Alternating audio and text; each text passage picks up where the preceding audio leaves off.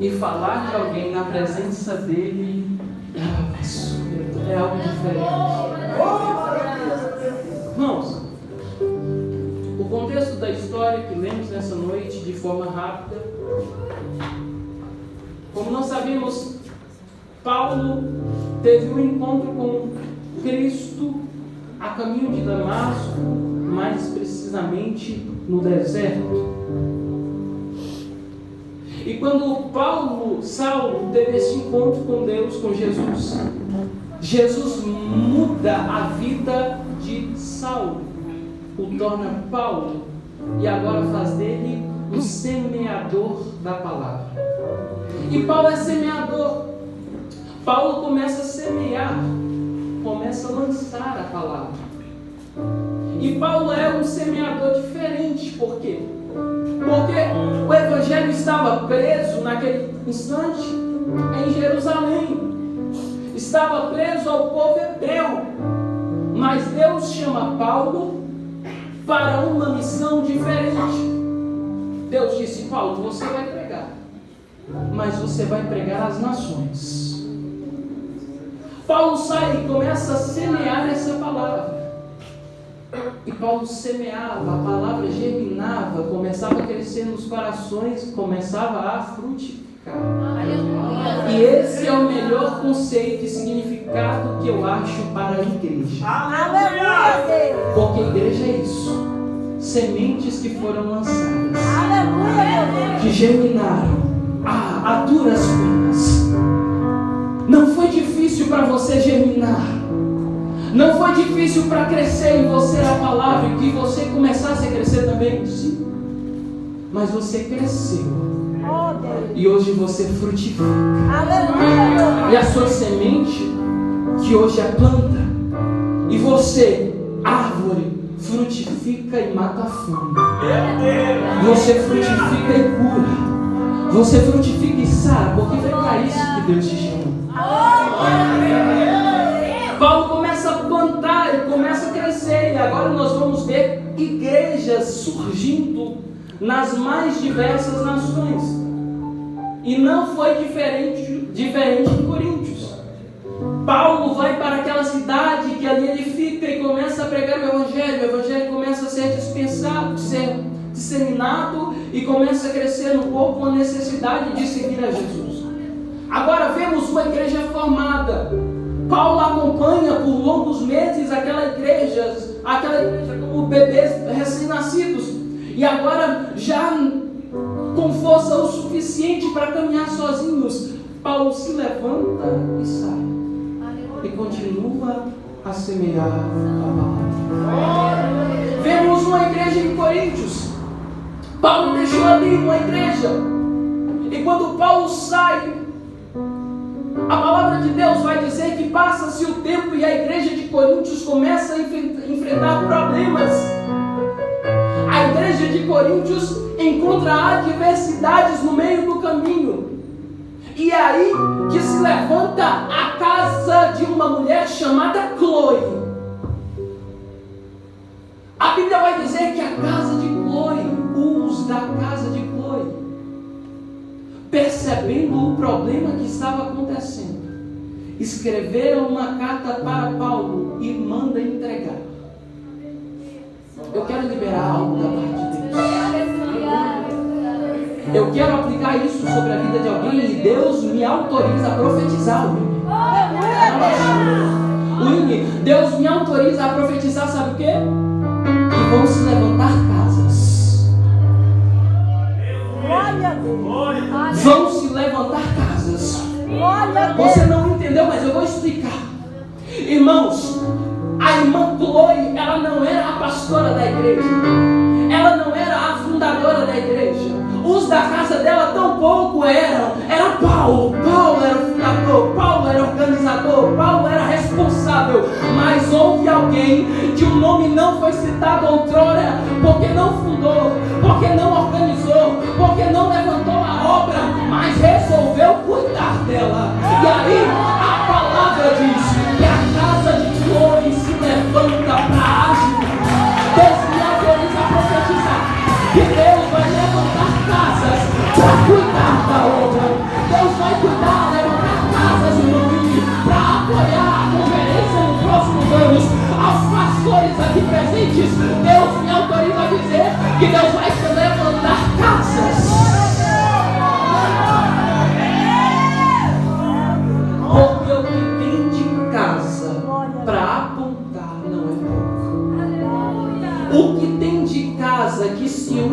panelinha para derribar não é pouco.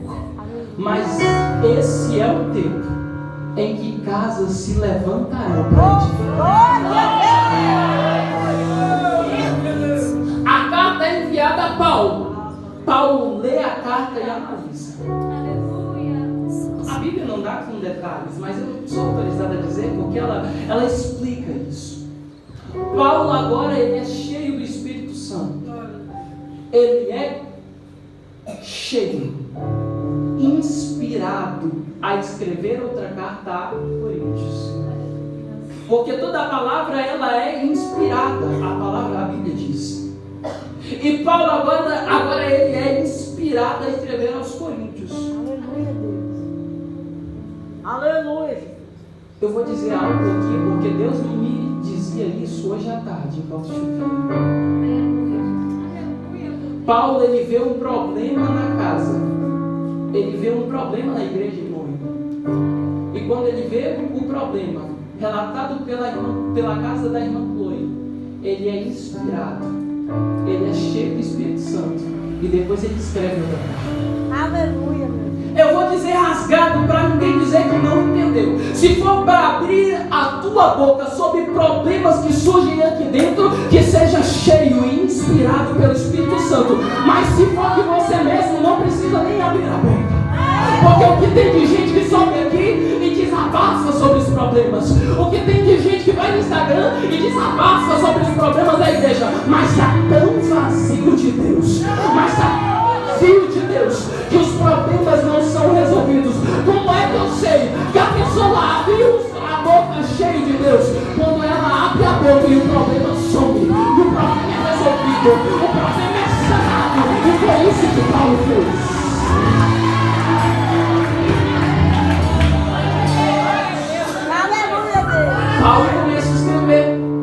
Paulo começa a escrever.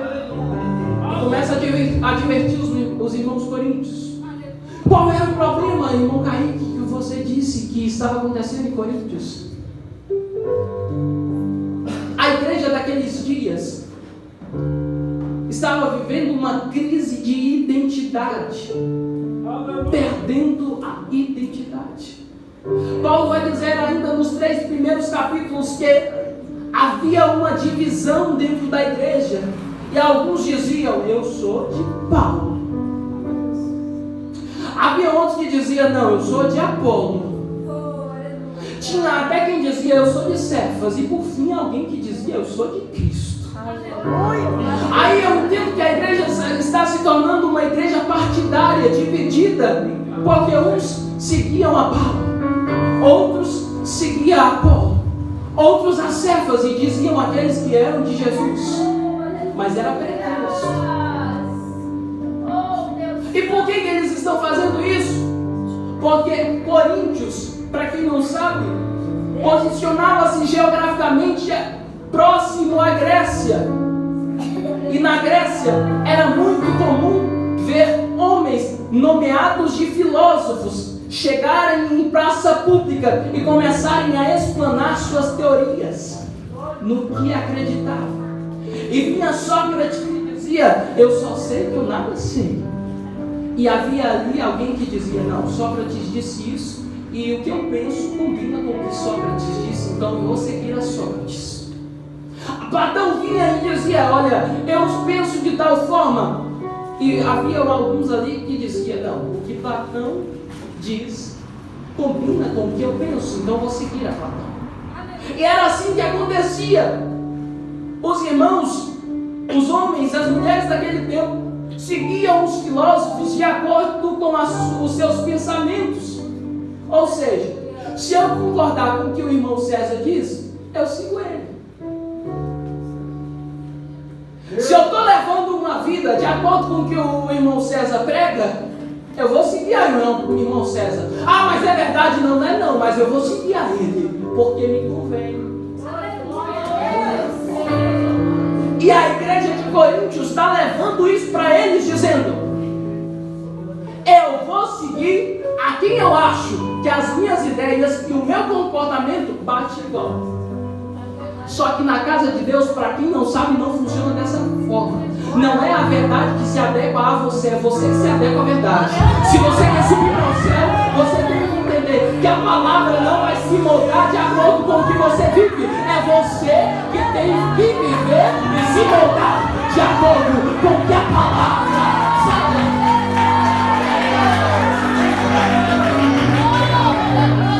A igreja está perdendo a identidade. Por quê?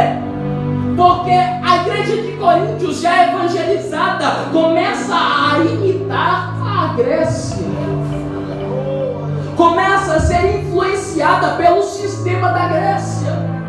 E quando é que eu sei que a igreja perde a identidade, irmã Bruna? É quando eu vejo que a igreja que imita o mundo.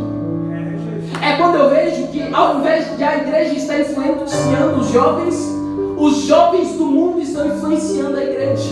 Por isso que é bem mais fácil eu botar um fundo preto na igreja e começar a cantar música sem palavras, sem Bíblia, do que pregar a verdade, cantar hinos inspirados que pregam a verdade genuína e não personalizada. Aleluia, Deus. Chamem do que quiser, preguem dizendo o que querem, mas eu continuo pregando que a palavra ela é a mesma. A igreja de Coríntios estava perdendo a identidade, porque ao invés de imitar a Cristo, estava imitando a Grécia. E toda vez que eu tiro Cristo do seu lugar de primazia como exemplo maior, eu começo a caminhar para a minha própria destruição. Toda vez que eu olho para Cristo e não vejo nele o suficiente para que eu possa ser igual, eu começo a caminhar para a minha destruição. Toda vez que eu olho para Cristo e não vejo nele o suficiente para que eu seja salvo, eu estou caminhando para perder batalhas. Mas se eu olho para Cristo e vejo o suficiente, eu estou caminhando para ser erguido aos céus, assunto aos céus e ser chamado por Ele. Igreja, nós vemos ao povo de Israel caminhando com Deus e vencendo batalhas, mas um certo dia eles dizem: Samuel, chama para nós um rei sobre Israel. Já tinha Deus, mas Deus não era suficiente, então chamaram Saul. Começaram a perder batalhas, começaram a perder guerras, mas eu vejo aqui pessoas que ainda chamam Deus para o lugar de primazia dele. Que antes de fazerem qualquer coisa, Deus, está tudo certo, então eles vão. Deus, tu vai na frente, então eu vou. Era baixou. A igreja está perdendo a identidade. Está perdendo a identidade. E Paulo chama a atenção. Porventura, fui eu que morri por vós. Porventura, fostes batizados no meu nome. Paulo está tirando a glória de si. Ele está dizendo: sabe o que eu sou? Eu sou só um servo. E Paulo continua pregando. Continua pregando.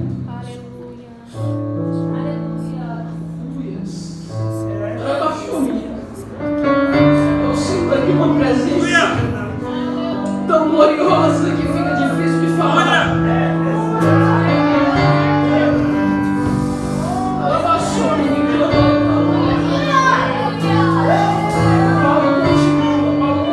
Paulo continua. E a gente vê esses 3 capítulos iniciais do livro de Coríntios corrigindo e exortando a igreja. Aí quando chega o capítulo 4, Paulo faz uma síntese, um resumo do que havia dito anteriormente e diz: olha, eu quero que me considerem como um Uperetes. Eu quero que me considerem um ministro. Em outras traduções talvez esteja escrito que eu quero que me considerem um servo.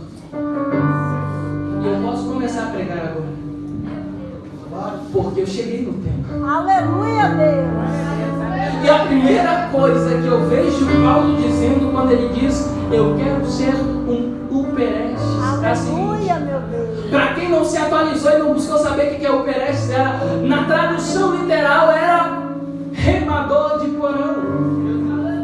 Era um escravo condenado à morte. E sabe por que ele se tornou escravo, irmão? Porque outrora ele havia pelejado. E até ele pelejar, ele era livre. Quando ele perdeu a peleja, eu estou falando do Uperestes, o remador de porão, ele segue numa batalha.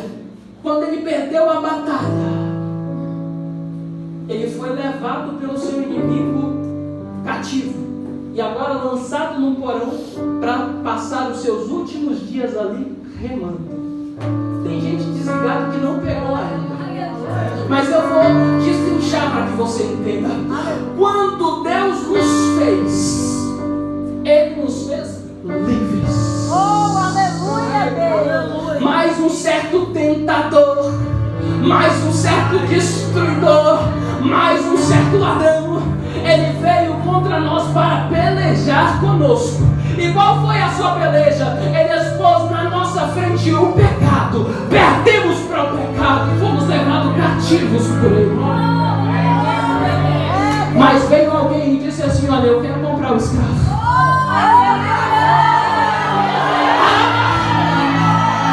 Mas chegou alguém assim e falou: eu quero levar o escravo. E ó, a ideia de Uperestes é uma ideia um pouco triste, irmãos, porque você tem a ideia de um escravo. Só que a nossa relação com o nosso dono, quem nos comprou, é diferente. E é diferente por quê? Porque ele já começou da compra.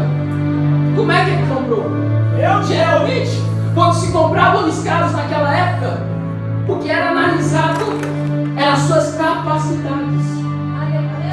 Ele chegava no irmão César e falava: não, o irmão César, o César é forte. O César tem um corpo sarado. Eu vou levar ele, dá para trabalhar. Mas aí, o comprador chegava no irmão Gabriel e dizia: mas o jovem Gabriel, ele é mais fraquinho, é mais magrinho, eu não vou levar ele. Só que o nosso comprador olhou o irmão Gabriel, fraquinho. Ele olhou o magrinho. Ele olhou para o César. Ele olhou para mim. Ele olhou para o Ninho e falou assim: olha, eu não me contento com comprar um. Eu não me contento em comprar os fortes. Eu não me contento em comprar os capacitados. Eu vou comprar todo mundo. Mas aí, quem nos Betinha falou: o preço é muito alto para levar todo mundo. Aí ele disse: eu pago o preço. Eu pago o preço. O preço é de sangue. Eu mando o poder, mas eu levo o povo.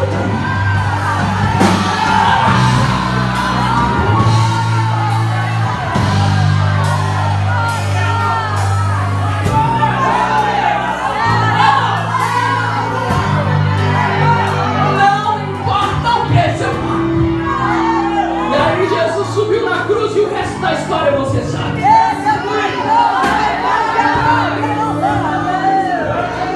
E agora fomos comprados, mas agora somos servos. Somos servos. Só que, irmã Andressa, havia um protocolo na época. Quando eu comprava alguém, a pessoa tinha que me tratar de acordo com o meu tamanho. Se eu sou coronel e eu compro escravo, a pessoa passava por um protocolo antes e um dos mensageiros do comprador dizia: olha, você foi comprada por um certo coronel, e quando você chegar na presença dele, você fala assim: senhor coronel, eu vim aqui para te servir, eu fazer isso aqui. Meu Deus! Aleluia!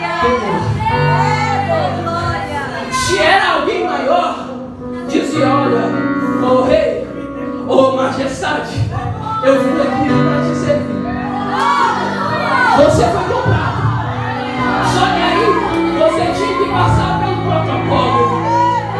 Jesus veio para ensinar a entrar na presença do povo. E quando ele chegou, Bruna, ele falou o seguinte: quando você for tratar com ele poderia dizer: olha, quando entrares na presença dele, diga: o grande eu sou, ó, grande eu sou, Deus adorado entre as nações, Jeová Jireh, El Shaddai, eu vim te servir. Mas ele disse: Andressa, quando entrares na minha presença, entra no quarto, fecha a porta e diga: Pai nosso, Pai nosso.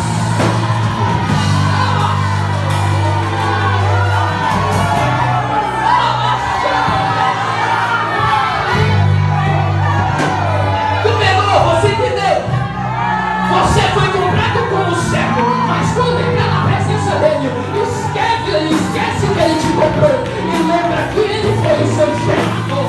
Ele te gerou primeiro como filho.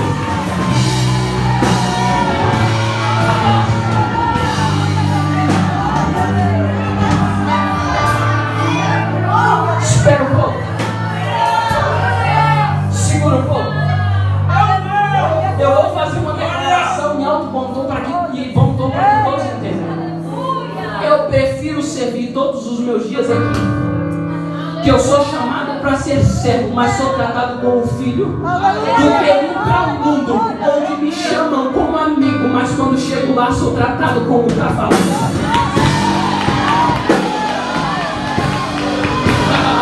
Ele nos compra como servos, mas nos trata como filhos. O diabo nos chama para ser amigos no mundo, mas chegando lá, somos tratados como escravos.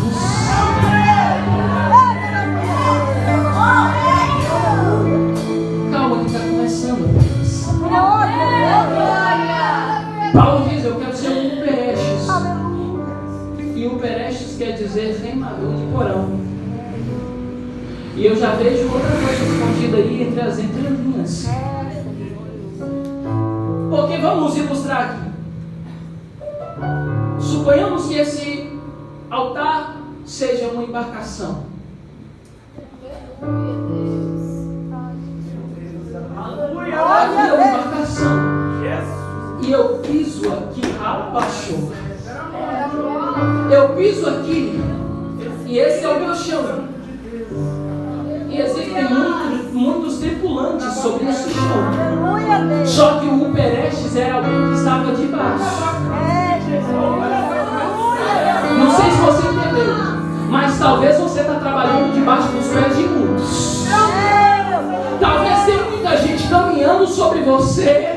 Tem muita gente caminhando sobre você e não te dá o devido valor. Por quê? Porque você só é um Perestes. Só que deixa eu dizer algo. E calma um pouco para você ouvir o que eu tenho para dizer.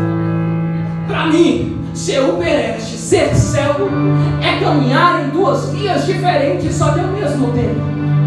Como assim, irmão Kaique? Caminhar, ser servo, para mim é caminhar para lá e caminhar para cá ao mesmo tempo.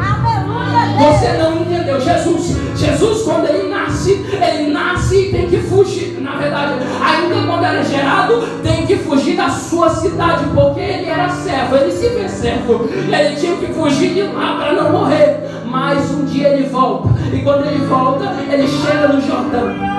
Alguém já olha e diz: é o cordeiro. Não bastasse ser o cordeiro, ele desce as águas. Na hora que ele desce, alguém lá de cima diz: este é meu filho. Você não entendeu. Ser servo é caminhar em direção à humilhação, mas é caminhar em direção à glorificação em Cristo ao mesmo tempo. Sabe por quê? Porque Jesus, ele foi expulso de Cafarnaum, aqui na via da humilhação, mas na via da exaltação. Alguém olha para ele e diz: Jesus, filho de Davi. Jesus, ele foi humilhado e crucificado na via da humilhação. Mas Na via da exaltação, João fala que um dia ele estava ali e de repente veio de trás dele uma voz. Quando ele se olha para ver, eu disse que ele na via da humilhação foi crucificado de uma forma horrorosa, mas na via da exaltação, João viu ele. Sua aparência, eu não vou me cansar de repetir isso. Os seus olhos eram como chama de fogo. Da sua boca saía uma espada aguda. Os seus cabelos eram brancos como a neve. Nos seus pés reluziam como um latão reluzente. Mas na sua coxa estava a sua identificação e dizia: Ele é Senhor.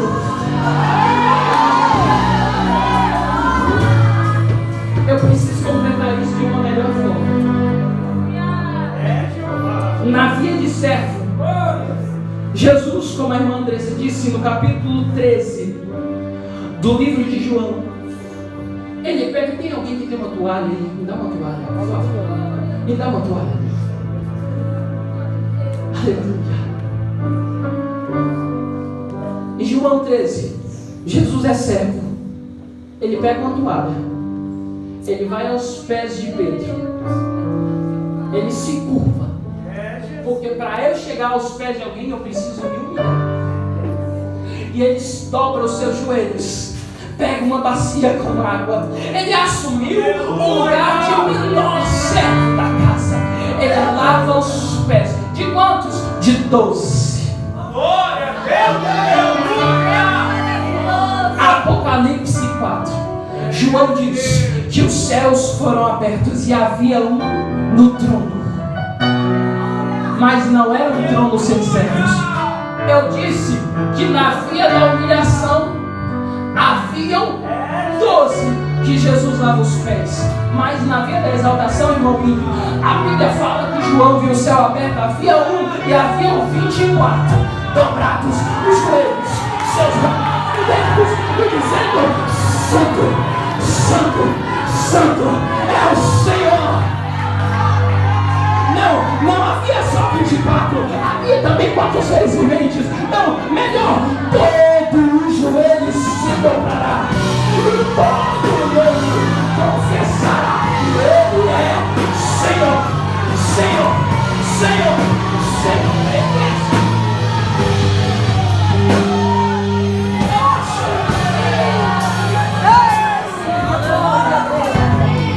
Essa é a via da humilhação e a via da exaltação em Cristo.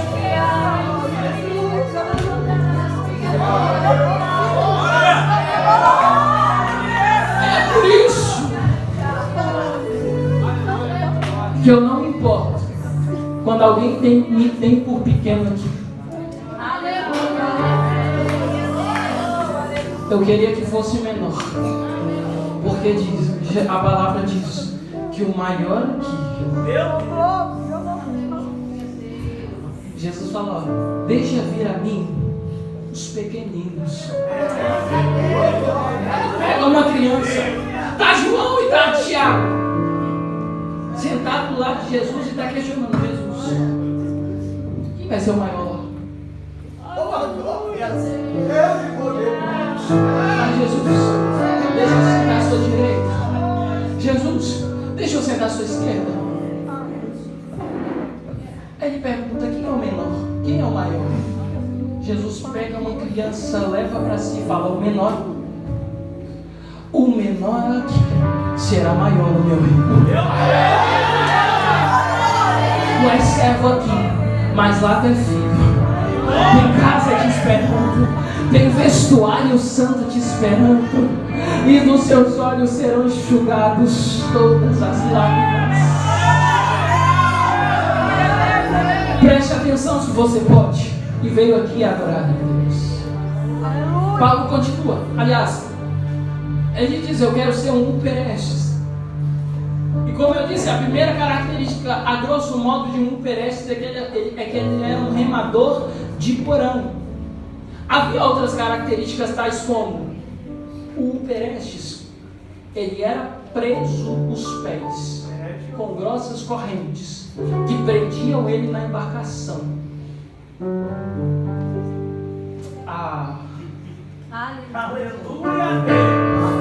Eu achei que ia ter gente que ia pegar Jesus.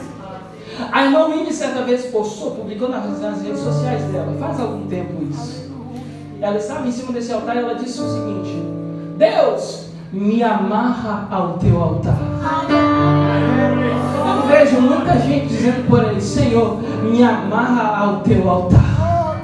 Aí tem quem está de fora fica se perguntando: mas tão jovem, por que não bebe? Mas tão jovem, mas por que não se adultera? Mas tão jovem, ainda não viveu uma vida sexual ativa. Mas aí eu respondo: eu sou um Perestes e estou preso a essa embarcação, e as correntes são grossas, não dá para eu fugir daqui.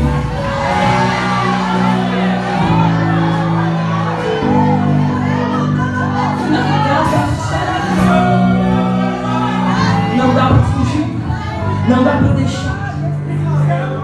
Deixa eu continuar.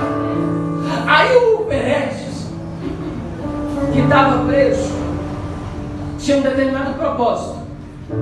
Ele deveria remar. Tem duas coisas aqui que eu preciso aplicar. A primeira, quando Paulo diz: eu quero ser o Perestes, ele está dizendo: eu quero poder trabalhar sem que ninguém me veja. Entendeu? Não, calma aí. O que tem de gente hoje que só trabalha se tiver uma câmera na frente dele? O que tem de gente hoje que só trabalha se tiver um título de organizador no peito dele? O que tem de gente que só trabalha se tiver um título de pastor nas suas costas? Mas Paulo está dizendo que eu possa trabalhar sem que ninguém me veja, que eu possa ser útil à obra sem precisar estar preso a títulos, que eu seja útil à obra sem precisar de ter alguém me bajulando, que eu possa ser útil à obra sem precisar de aplausos e de plateia.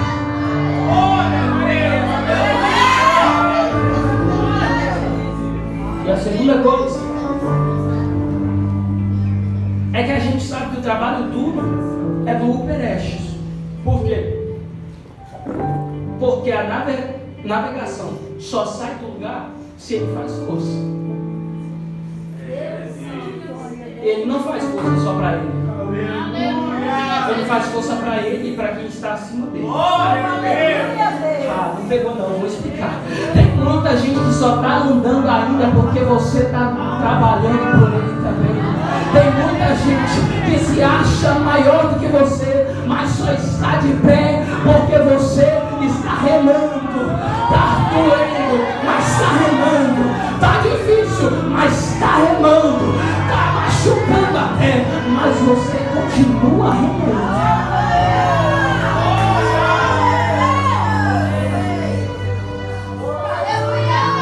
Tem outra coisa. Jesus, o nosso irmão Felipe Reis foi abençoado na hora desse tema. Queridos, o trabalho duro é do Perestes. Por quê? Porque ele é quem rema, ele faz força.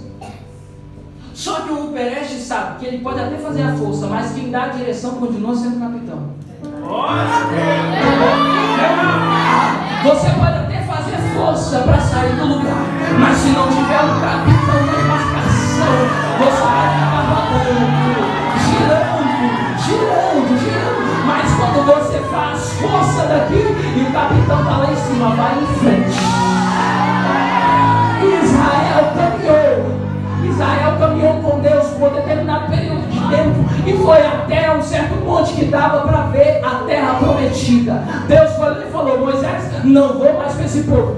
Aí o povo começou a andar, até andava, mas nunca chegou, até que a geração fosse renovada.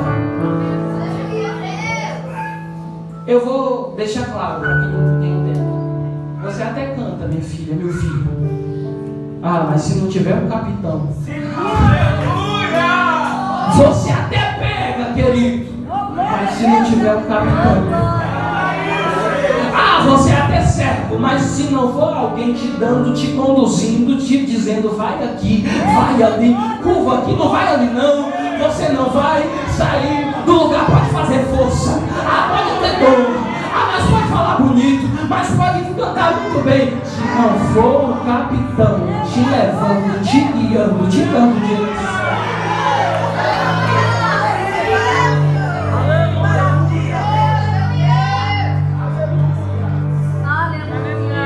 Paulo está dizendo que eu possa abdicar de tudo o que exalta a mim, para que a glória seja dele. Paulo não é qualquer um. Paulo era alguém que tinha títulos. Ele era ovacionado por onde passava antes da sua conversão. Paulo era fariseu. Paulo foi instruído por Gamaliel, um dos rabinos da mais alta nata daquele tempo. Paulo era alguém que tinha nacionalidade romana. Paulo era uma pessoa cheia de predicados, e aonde chegava ele era exaltado. E antes de conhecer a Jesus ele até aceitava. Mas a Bíblia diz que depois que ele conheceu a Jesus, ele está indo, caminhando em Filipos. Entende a diferença de quem é Ruperestes, de quem é servo e de quem é ministro de Cristo para quem não é. Paulo outrora era ovacionado e adorava ser aplaudido. Tanto é que ele está lá para ser aplaudido quando Estevão morre. Mas no caminho na cidade de Filipos ele passa. Ele vai passando e tem uma mulher que grita lá: vai o servo de Deus.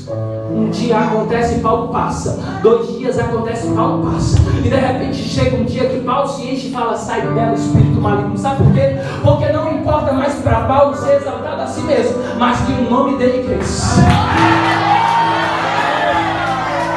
Para Paulo já não importava mais ser o grande da casa, porque havia um maior do que ele. Porque ele sabia que havia um maior na casa. Paulo está dizendo: eu quero ser um Perestes. Paulo está dizendo: eu quero ser um Perestes. Mas Paulo diz mais: eu quero ser também um dispenseiro. E o que é ser dispenseiro? O dispenseiro, ou administrador, na minha versão, no grego quer dizer oikonos. E oikonos, na nossa linguagem, quer dizer mordomo. Aleluia! Ele está dizendo o seguinte: eu quero ser um escravo, que outrora foi condenado à morte, mas foi comprado por um certo Senhor. Eu quero servir sem que ninguém me veja. Eu quero estar amarrado à embarcação para que eu não fuja de lá. E por fim ele diz: eu quero ser um mordomo na casa. Vou te explicar qual é a função do mordomo. Naquela época o mordomo era o administrador da casa do seu Senhor. E uma das principais funções do mordomo era levar a comida para os outros servos.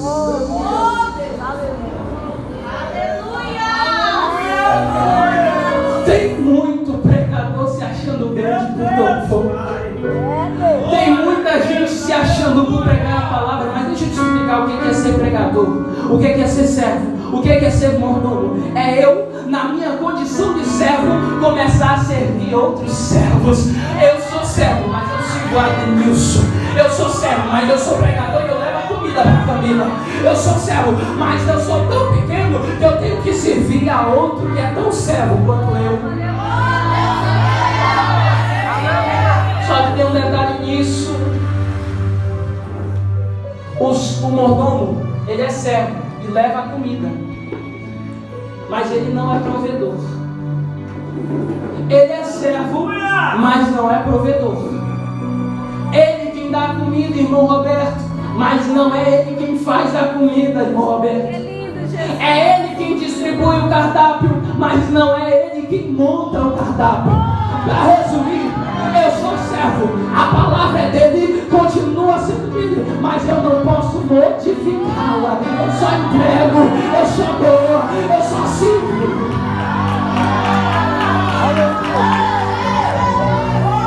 O teu papel de servo, de mordomo, não te dá o direito de alterar a comida. Você tem que servir ela do jeito que você pegou. Entendeu isso? É tanta tanta gente modificando a palavra para se encaixar de acordo com o que a igreja está vivendo. É um tanto de gente pregando uma palavra mais mansa só para atrair mais jovens. É tanta gente pregando uma palavra que massageia os pés e engorda o ego humano. Mas eu sou mordomo e eu só posso entregar aquilo que eu recebi dele. E só posso entregar do jeito que ele me deu. Eu não posso alterar. Então se alguém te diz, você pode viver no segundo casamento, eu sou mordomo, eu levo a comida e te digo, não, a comida permanece a mesma, a verdade permanece a mesma. Se alguém andou pregando por aí que você é jovem, tem que aproveitar os prazeres da carne, a palavra continua sendo a mesma. Foge dos desejos da sua mocidade. Se alguém por aí andou te dizendo que não tem nada a ver isso, que não tem nada a ver aquilo, a palavra continua a mesma. Eu sou só um mordomo. Queria eu poder modificá-la, mas eu não posso. E ela continua sendo verdade. Mas comida que mata a fome é comida de verdade. Comida que mata a fome tem que ser a comida que o chefe fez. Porque se eu faço no fast food ali, pode até me sustentar por enquanto. Mas daqui a pouco eu morro de fome. Eu disse no início que Jesus, ele não vai despedir ninguém aqui sem antes dar a eles o pão. Porque tem certos lugares por aí que você é até alimentar, mas a comida só dura um momento. Tem alguém por aí que prega a palavra, mas prega ela de forma tão superficial que a emoção te toma no momento, mas daqui uma semana você continua a mesma pessoa. Hoje a comida aqui é mais pesada, mas ela vai te sustentar durante os seus dias. A palavra talvez seja um pouco diferente da que você queria ouvir. Ela é dura, mas continua sendo a fonte de toda a força para o céu.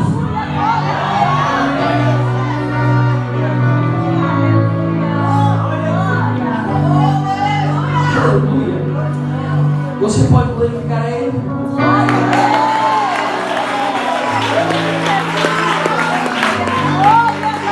Aleluia, meu Deus.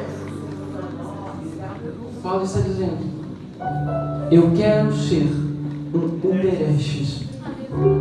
Aleluia. Eu quero ser um Oikonos. Espírito Santo de Deus. Mas ele também diz o seguinte: olha, eu não venho aqui Meu Deus, obrigado. advertir-vos para envergonhar-vos. A minha intenção aqui não é envergonhar ninguém por causa do pecado que você vive. Não. A minha intenção aqui não é diminuir ninguém, porque talvez você não foi tão servo quanto você deveria ser. A minha intenção aqui não é envergonhar você, porque talvez você pudesse ajudar na organização do evento e você não ajudou. A minha intenção aqui é te abrir os seus olhos para que ano que vem você possa ser diferente. Para que amanhã você possa ser diferente. É o que Paulo está dizendo. O que eu estou fazendo aqui, ó, igreja de Coríntios, é uma coisa só. É que você entenda que você é um servo. Aleluia, meu Deus. Por quê? Porque o que a Bíblia está dizendo é o seguinte: eu quero que nos considerem como servos e dispenseiros, sim ou não? A Bíblia fala, o versículo 1 do capítulo 4 de Coríntios, preste atenção. O primeiro versículo do capítulo 4 de Coríntios diz: eu quero que vocês sejam servos, ministros e dispenseiros, sim ou não? Não. Ele diz o seguinte: eu quero que nos considerem ministros de Cristo e dispenseiros dos mistérios.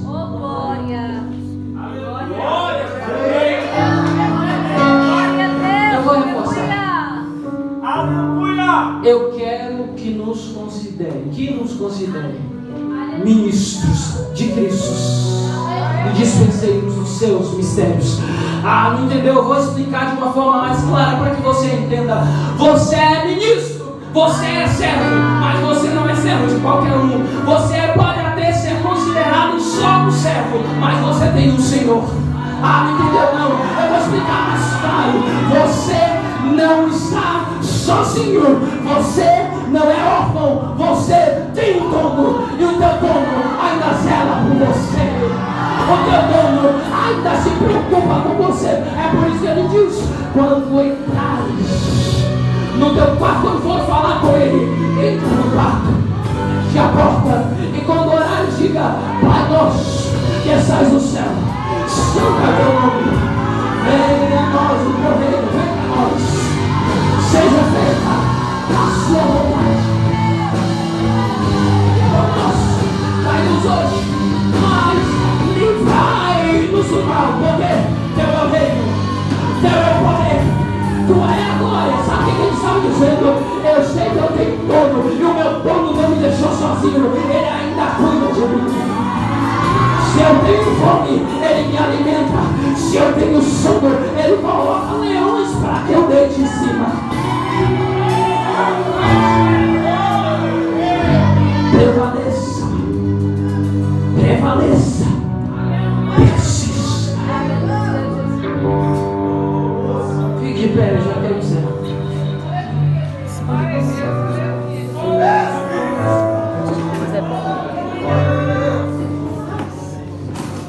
Eu disse que Paulo queria ser um servo de servos, um oikonos, e ele tinha um dono. Você é o ministro da vez. Você é servo da vez. É o servo da vez. Paulo diz mais. É algo que eu deixei para o fim. Ele diz anteriormente a isso: que vós sejais meus imitadores, assim como sou de Cristo. Não entendeu? Sejai, pois, os meus imitadores, assim como sou de Cristo. Paulo estava dizendo: sejam servos, assim como sou eu servo, porque Cristo foi servo também. Eu te disse uma coisa, eu te disse que quando Jesus aqui veio, ele foi servo na terra, mais um servo.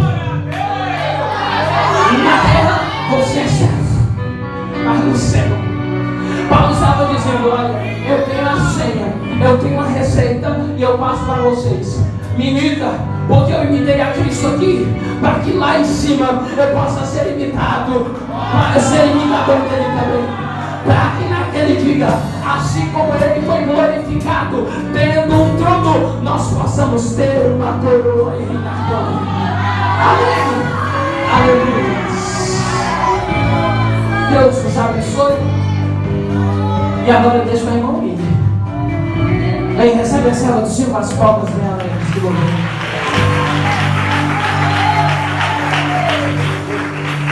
Glória a Deus, aleluia. Glória a Deus. Minhas pernas tremem, irmãos, com a glória de Deus, aleluia. Quantos